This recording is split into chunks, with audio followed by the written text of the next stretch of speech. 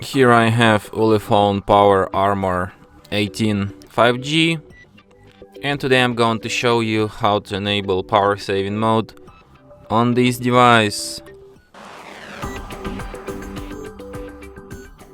So first let's go to the upper bar, and here you can find the button battery saver.